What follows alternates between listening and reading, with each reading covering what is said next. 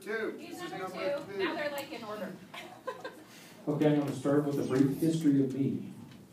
I was born in 1952. My parents bought a house on 120 acres of dryland pasture and moved there in 1954. By 10 years old, I had saved $100 to buy me a horse. I broke and trained my first horse, a foal that was 2 years old, at 14. I've owned and bred and trained horses continuously since then. I have 7 horses currently, and as many as 10 at one time in the past. I joined the Adams County Sheriff's Posse in 1989 and trained 5 horses for mounted law enforcement. My horse that was involved in this llama incident, Pepper, was foaled in 89.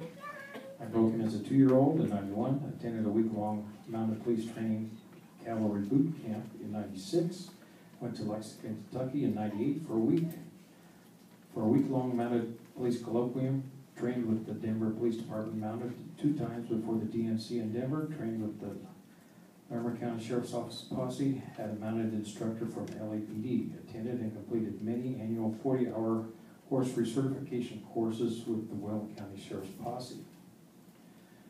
Okay, this is the testimonial I wrote.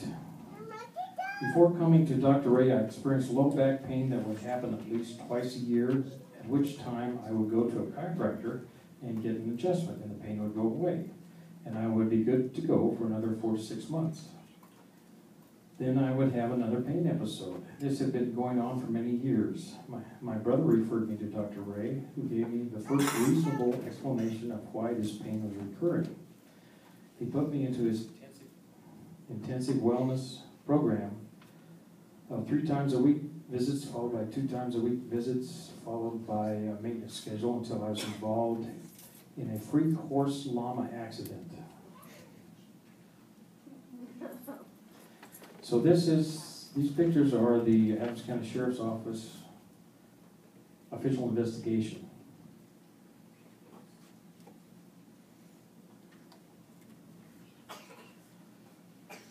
Okay, this was not the horse's fault, and this was on Thanksgiving weekend 2003. I ended up in ICU at Denver General with 7 skull fractures, 2 hematomas on the brain, and an intracranial pressure of at least 5 times normal and 2 to 3 times what the brain injured patients are kept under to avoid any permanent brain injury. After my wife, who had some experience on the brain trauma ward as a clerk at Colorado General in the 70s, and her sister, who was a practicing EMT, convinced the neurosurgeon that he needed to be concerned with my intracranial pressure. He tapped my skull and put in a shunt and monitor. That's some family. There we are. From that point forward, I quit deteriorating and started improving, eventually coming out of a coma. I spent 2 weeks at Denver General and the following 2 months at Craig Rehab.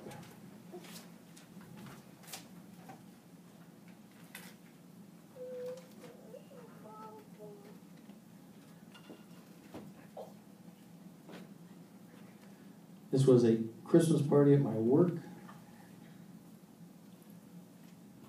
I had a facial nerve injury that caused me to not be able to open my right eye. And these are the Craig physical therapists.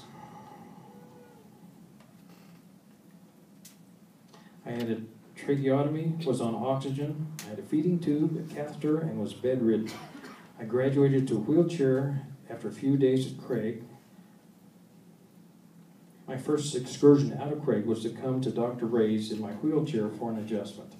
I believe I made a full recovery due to the many prayers from my immediate family and church family and the good health I was in from the years of weekly chiropractic maintenance visits, and also receiving adjustments during my recovery as I would sneak down to Dr. Ray's for adjustments a couple of times a week. I graduated to a walker after a week in a wheelchair, then to a cane after 2 more weeks, and was released from Craig on February 1st. I was back in the saddle in September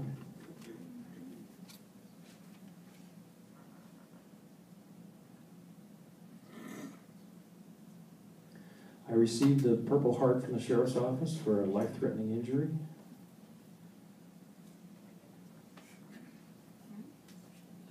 I was back in the saddle in September with the doctor's permission and went elk hunting in October, less than a year from my accident.